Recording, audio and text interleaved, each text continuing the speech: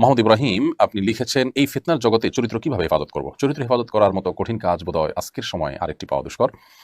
এখনকার তরুণদের জন্য শুধুমাত্র নিজের চরিত্রকে, নিজের যৌবনকে সকল প্রকার হারাম সম্পর্ক থেকে বাঁচিয়ে রাখা, চোখকে হেফাজত করা, চরিত্রকে রক্ষা করা, এটা হলো তাদের জন্য সবচেয়ে বড় বুজুর্গি, এটা হলো তাদের জন্য সবচেয়ে বড় ভালো মানুষ হওয়ার লক্ষণ, আল্লাহ আল্লাহ হওয়ার জন্য সবচেয়ে বড় ধাপ এখনকার ছেলেমেয়েদের জন্য। সো সে চেষ্টা আমাদের করতে হবে, যত কঠিনই হোক না কেন।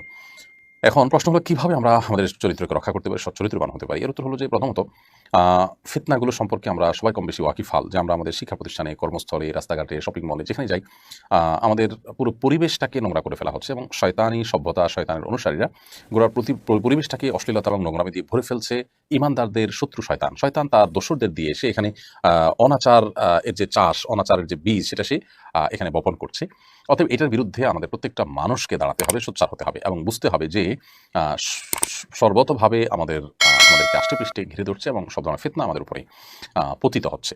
এটি যদি আমাদের মাথায় থাকে, তাহলে সেটিকে মোকাবেলা করা কিছুটা হলেও আমাদের জন্য সহজ হয়ে যাবে। কারণ আমরা যখন জানবো যে চতুর্মুখী ফিতনা আমাদেরকে গ্রাস করছে, তখন এটা মোকাবেলা করাটা আমাদের জন্য ইজি হবে এবং সহজ হবে।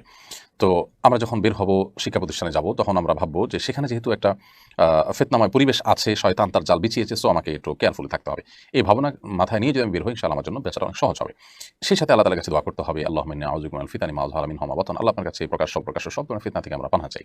সেটা আল্লাহ তাআলার কাছে করতে হবে এবং এর বাইরে স্পেশালি যত দ্রুত সম্ভব উপযুক্ত হওয়ার সাথে সাথেই বিয়ের বন্দোবস্ত করতে হবে, নিজের পায়ে নিজে দাঁড়ানো, উপার্জন করা, মোহর টাকা জোগাড় করা, অভিভাবকদের কনভিন্স করা, সব মিলিয়ে দ্রুততার সাথে বিয়ের ব্যবস্থা করতে হবে ইনশাআল্লাহ।